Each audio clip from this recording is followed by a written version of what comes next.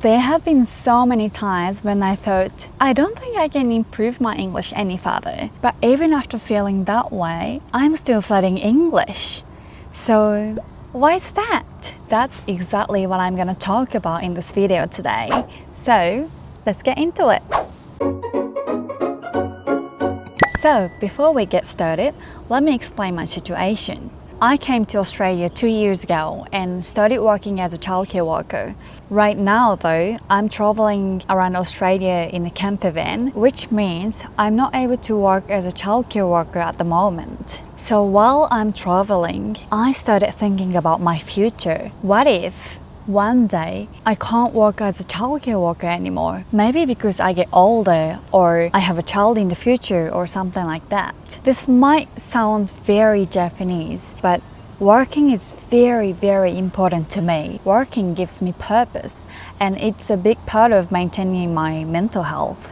So I would love to work for as long as I can. I genuinely love working as a childcare worker, but I also wanted to have another skill that I could rely on, just in case it became difficult for me to continue doing childcare. That's when I decided to challenge myself and take the NAATI interpreter test. If you don't know what NAATI is, it stands for the National Accreditation Authority for Translators and Interpreters. It's the official certification for translators and interpreters in Australia, and it's known for being very challenging qualification. Honestly, I know my English isn't good enough yet, but I just wanted to challenge myself anyway. So that's the biggest reason why I'm still studying English now. Oh, by the way, translators and interpreters are different. Translators work with written documents, while interpreters translate spoken conversations in real time.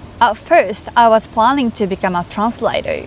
However, I kept hearing that translators' jobs are becoming more difficult because of AI. Of course, AI is also affecting interpreting, but community interpreting isn't just about translating words. It's more about understanding speakers' intentions, emotions, culture, and the whole situation, and then communicating that naturally to another person. So I believe that it's still something that AI can't fully replace, if that makes sense. So that's why I decided to aim to become an interpreter instead. So now let me tell you about my goals. My biggest goal this year is to pass NAATI interpreter test. That's my priority. And after that, I'd like to continue improving my English skill and achieve an IELTS overall score above 7.5. Honestly, I have no idea how long these goals will take. But after achieving them, I'd like to challenge myself with a more advanced NAATI qualification. This is my long-term goal. It might take 5 years or 10 years or who knows. The reason I'm sharing these goals publicly is because I wanted to hold myself accountable. Once I say them out loud, I feel like I have to make it happen. And maybe you have heard this before, but I think telling people about your goals can be very powerful. I'm sure many of you are studying English as well. And even if you are not studying English, I'm sure you have something that you are